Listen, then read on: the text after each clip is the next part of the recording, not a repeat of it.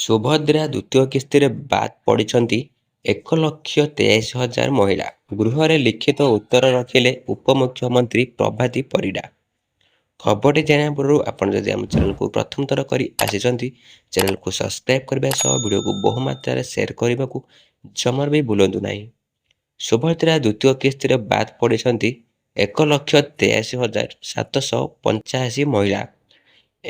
1,65,877 ମହିଳା ପ୍ରଥମ କିସ୍ତି ପାଇଛନ୍ତି।